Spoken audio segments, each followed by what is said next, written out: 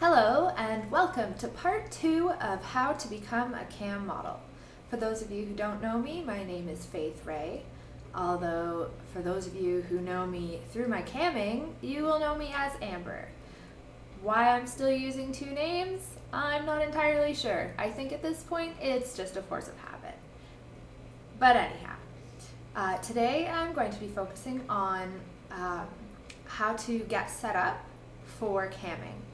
And I noticed when I was writing out some details regarding what I wanted to talk about today that saying getting set up is kind of vague. So to be a little more specific, today we're going to be looking at your electronic equipment. So your webcam obviously is very important, your computer, and your internet connection. Those are the three main ones for today. And as I mentioned in part 1 of how to become a cam model, I will also be touching on personal safety today as well. One of the biggest ways to get noticed as a webcam performer is to have crisp, clear, streaming video going smoothly from you to your viewers. Grainy cameras that don't give viewers a good look at what they're paying for isn't sexy. Lag isn't sexy. Having to leave the show and then come back because your computer froze isn't sexy. I'm going to warn you now, if you don't already have the equipment you need to get started, this step may be a bit expensive. However, with hard work and dedication, you can make your money back.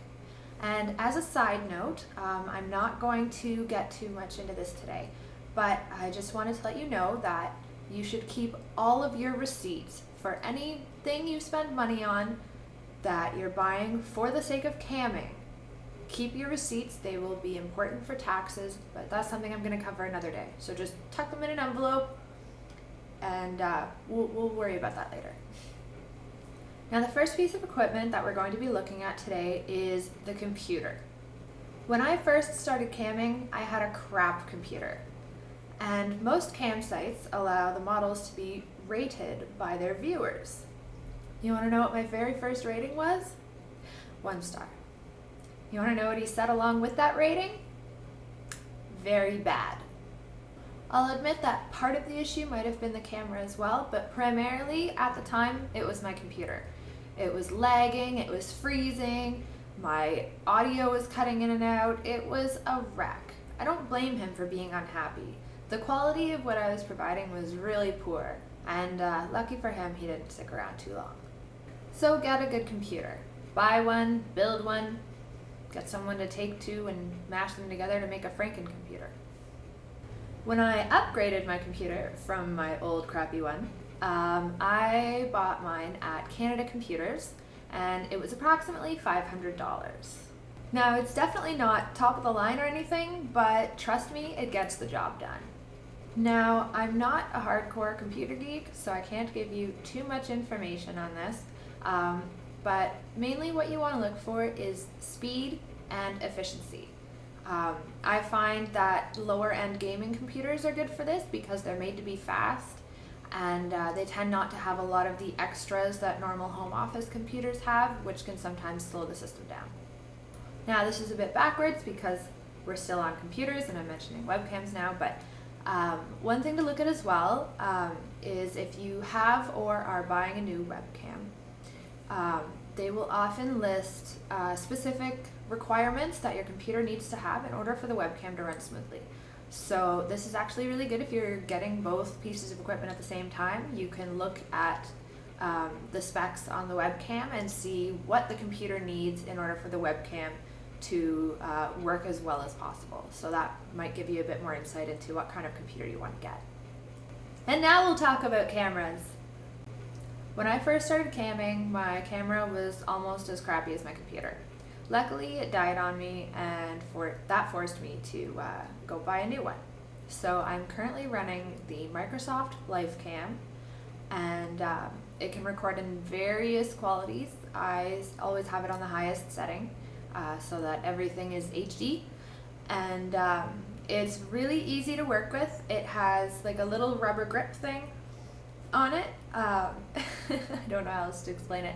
So I just have it hooked onto my computer monitor, and it has a really long cord, so if someone wants me to grab the camera and give them a close-up of something, you know, I can do that.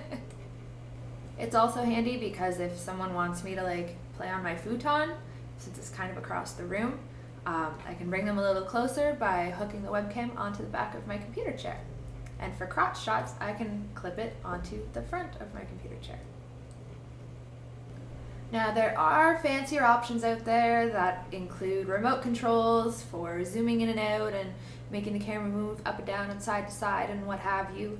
And they work great for some people. I actually technically used one like that when I cammed in a studio, but that was like years and years before I actually started camming from home. But honestly, the webcam I have now is way cheaper than any of those options, and I've never had any complaints about, you know, how I move it around and stuff. If you're running on a laptop, try and avoid using the built-in camera. It can be really awkward to have to like lay on your back and stick your crotch up at the computer screen while typing at the same time. And, you know, I mean, I use a microphone, but not everybody has audio. So it also will give you a better quality picture if you get an external webcam as well. Okay, so next up is internet connection. I'm going to assume that you all have a basic understanding of how this works. So, you know, upload speed is the speed at which things go from your computer onto the internet, and that is your primary focus when it comes to camming. Your download speed doesn't really matter because nothing's coming to you unless someone else has the webcam on. So you want to look at getting a faster upload speed. Most websites encourage a minimum of, I always forget the difference between kilobytes and kilobits versus megabytes and megabits. So I just have in text underneath me, or maybe above. I don't know. There might be an ad there. Anyhow, you will see somewhere on the screen I have put in text the minimum upload speeds you need. Now keep in mind when an internet company is trying to sell you a connection, they always use the term up to, which I think is horrendous because it means you can get up to a certain speed, but it's not guaranteed that you'll ever actually get that far. Typically, if it says like up to, you know, mine is up to 10, again, I don't know if it's megabytes or megabits, but I usually average 8. So yeah, keep that in mind. And again, upgrading your internet connection can be expensive, but the better quality the shows you offer, the more likely it is that you'll make the money back anyway. Now, I didn't mention this in the beginning, it's just kind of an extra. It's definitely not necessary, but I find it to be extremely helpful. It has actually saved my ass before. I have a battery backup for my computer. It's pretty much like a giant heavy-duty power bar that you plug all your stuff into. And what it does is if the power goes out, it'll keep your computer running. Now keep in mind, it won't keep it running for very long, but the difference between telling someone, hey, I'm really sorry my power went off and I have to go, but I'll get back to you as soon as possible, and just disappearing is amazing. Like, you can lose customers by not saying goodbye, even if it's not your fault. They don't know that it's not your fault, they'll assume you're being a bitch. So a battery backup is definitely handy. I actually once had the power go out in the middle of a show and I had just enough time to tell the guy, like, hey, as you can see by the fact that my lights are no longer on, my power's gone out. I'm running on a battery right now. I've got 2 minutes, so I just wanted to let you know that I'm not abandoning you. And it was great. So I don't remember how much they cost offhand. I know that there's different sizes that you can get. So if you plan on getting one, I would talk to someone while you're looking at your computer, and then they can get an idea of which battery backup would be best suited for you. One more little tip that is convenient but not necessary is having 2 computer monitors. I ran on 1 computer monitor for about a year, maybe a little over, and after moving, I got a second monitor, and oh my god, it's amazing. because like with the website that I'm on now, I use an extra piece of software to run my webcam. It's their like most high definition way of streaming, and the thing is, like, I have the window that I can see I can talk to people on the website, and then I see myself in this other piece of software. So to try and squish those all into one monitor and see myself and see who I'm talking to at the same time, it's a bit tricky. So for that, I find dual monitors are awesome, because then I can have myself on one screen and my chat window on the other, and it's perfect. Also, if business is slow and I'm bored, I could pull up Spider Solitaire and it won't be in the way of, you know, who I'm talking to. It's phenomenal. I play too much Spider Solitaire. But anyway, dual monitors, handy. As promised in the first video, I'm moving on to safety measures now. And really, it's pretty simple. Keep in mind everything I mentioned in the first video regarding the fact that there is no way you can completely 100% guarantee your anonymity on the internet. However, there are measures you can take. If you're running Skype shows, which is something else entirely that I'm going to talk about like way down the road, then the safety measures will be very different. However, if you're running on a cam site, most of the stuff is taken care of for you by the website. There's just a couple extra things you can do to make things more secure.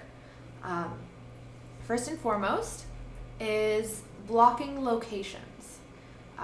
For example, I don't really care to have someone walk down the street and go, "Hey, I know you from the internet." So I block where I live. I also, block locations of people that I don't care to have come across me. Again, there's no guarantee that they won't find out anyway. Hello, cat. But at least it minimizes the risk. You can block, just a city. You can block a province or a state. You can block a whole country. I've never tried blocking an entire continent, but I'm sure it can be done.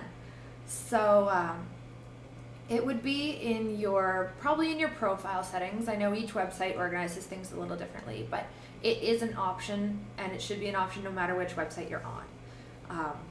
The next one is, as far as like making a username goes, don't use anything that people already know you as.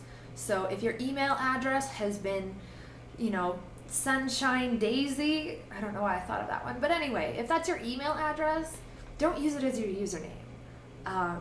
Pick something that no one has ever associated with you before, just so there's a smaller chance of, two and two being put together. Also, if you're trying to stop yourself from being found by people that know you, when you introduce yourself to people, use a fake name. For example, when I started camming, I went by Amber because I wasn't ready to come out about what I do for a living, and I didn't want people going around going, "Oh, there's this girl named Faith." So, use the name. You can make up a location as well if that would make you feel better about yourself. But as long as you, don't get city specific unless you live in a big city. But again, like when I first started camming, I told people I was from a completely different province. So there's a few things. Your username, don't let it be associated with you. Your actual name, again, don't let it be associated with you. And if people ask where you live and you don't feel comfortable sharing that information, which again, you shouldn't unless you happen to live in a huge city, lie to them. Or say what I used to do is just say, "Oh, I'm really sorry, I don't get as specific as city, I just say what province I'm in." Okay? Let's see. There's also,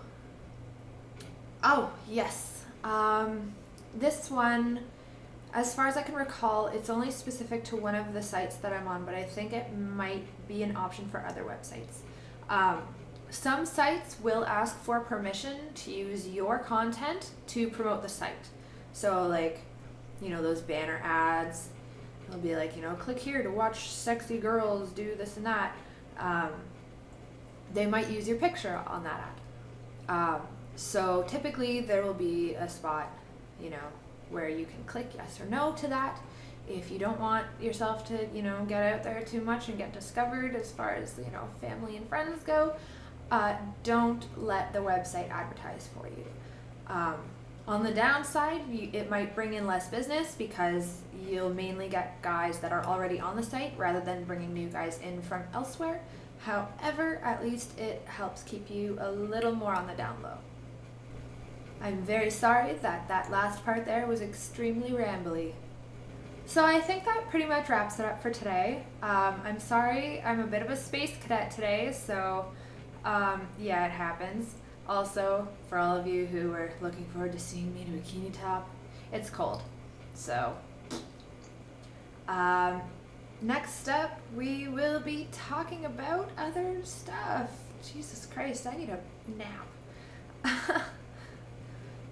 Part 3 of Becoming a Cam Model, we will be talking about creating your character or persona, looking into outfits, wardrobe, those are the same things. We will also be looking into creating an aesthetically pleasing environment, which mine is only slightly pleasing right now, I know that. And we'll also touch on probably some extra supplies you could get. I'll let you know what I mean when I put up the next video. So I hope I didn't drive you too crazy. I hope this was helpful, and I look forward to putting out my next video for you. Have a good night, everyone.